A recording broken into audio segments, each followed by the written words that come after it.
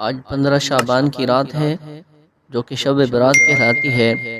اس رات میں خصوصی دعاؤں کا، استغفار کا، ذکر اذکار کا اہتمام کرنا چاہیے۔ چند ایک اذکار آپ کو بتا دیتا ہوں، ان کا اہتمام بھی ضرور کیجیے گا اور مجھے اپنی دعاؤں میں یاد رکھیے گا۔ الحمد للہ وقفا والسلام علی عبادہ الذین اصطفا اما بعد۔ تسبیح، تحلیل، تکبیر، تحمید دینی زبان کے خاص الفاظ ہیں۔ تسبیح سے سبحان اللہ کہنا، تحلیل سے لا الہ الا اللہ، تکبیر سے اللہ اکبر کہنا اور تحمید سے الحمدللہ کہنا مراد ہے۔ یہ بہت مبارک کلمات ہیں۔ احادیث میں ان کے بڑے فضائل ہیں۔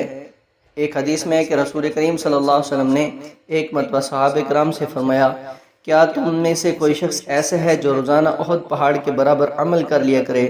صحابہ کرام نے عرض کیا، رسول اللہ، اس کی طاقت کون رکھتا ہے کہ اتنے بڑے پہاڑ کے برابر عمل کرے؟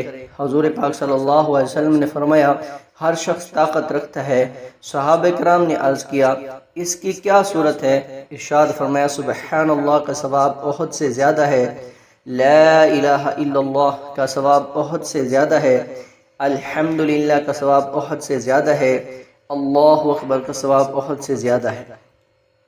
اسی طرح ایک دوسری حدیث میں حضور پاک صلی اللہ علیہ وسلم نے فرمایا، سبحان اللہ 100 مرتبہ پڑھا کرو، اس کا ثواب ایسا ہے جیسا تم نے 100 عربی غلام آزاد کیے، اور الحمدللہ 100 مرتبہ پڑھا کرو، اس کا ثواب ایسا ہے جیسے تم نے 100 گھوڑے مع سامان وغیرہ جہاد میں سواری کے لیے دیے، اور اللہ اکبر 100 مرتبہ پڑھا کرو، یہ ایسا ہے جیسے تم نے 100 اونٹ قربانی میں ذبح کیے اور وہ قبول ہو گئے، اور لا الہ الا اللہ 100 مرتبہ پڑھا کرو، اس کا ثواب تو تمام آسمان و زمین کے درمیان کو بھر دیتا ہے۔ اس سے بڑھ کر کسی کا کوئی عمل نہیں جو مقبول ہو۔